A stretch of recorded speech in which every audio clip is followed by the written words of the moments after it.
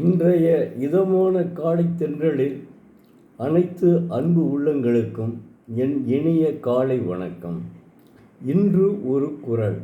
அதிகாரம் 22 ஒப்புரவு அறிதல். அதாவது ஒப்புரவு அறிதல் என்றால் கைமாறு கருதாத உதவி. குறள் எண் 214.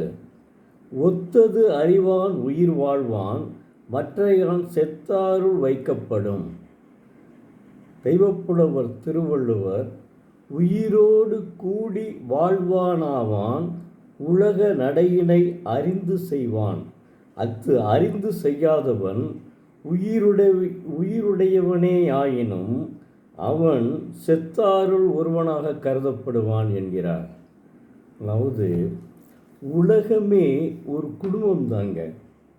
அந்த உலகத்தில் உள்ள மக்கள் அனைவரும் ஒருவரை ஒருவர் உதவி செய்து வாழக்கூடிய மனப்பான்மை உடையவர்கள். அப்படி இல்லை என்றால் உலகம் ஒத்துப்போகாது. உலகம் ஒத்துப்போனால்தான் மக்கள் ஒற்றுமையாக இருப்பார்கள். இல்லை என்றால் இரண்டாம் உலகப் போரை போல மூன்றாம் உலகப்போர் வருவதற்கு வாய்ப்பு உண்டு. அதனால் உலக மக்களிடம் ஒற்றுமை ஒத்து வாழ வேண்டும். அப்படி ஒத்து வாழ்பவர்கள்தான் உயிரோடு நிலையாக இருப்பார்கள்.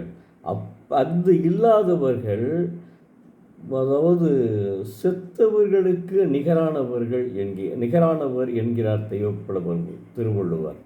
உண்மைதானே? ஏன் ஒவ்வொருவரும் ஒவ்வொரு மாதிரியாக இருந்து இன்றைக்கி பாருங்கள், உலக நாடுகளிலே 2 நாடுகள் மிகப்பெரிய போர் மூண்டு எத்தனையோ வீடுகள் அழிந்தன. இது தேவையா? சிந்திச்சு பாருங்கள். இந்த திருக்குறளை முதலில் படித்தவர் யாருன்னா லியோ டால்ஸ்டாய் தான். அப்படி இருக்கும்போது அந்த வெளிநாட்டு மக்கள் இதை உணர வேண்டாமா? இதை உணர்ந்தாவது இனிமேல் திருந்துங்கள். தயவு செய்து இனிமேலாவது உலக மக்கள் திருந்துங்கள்.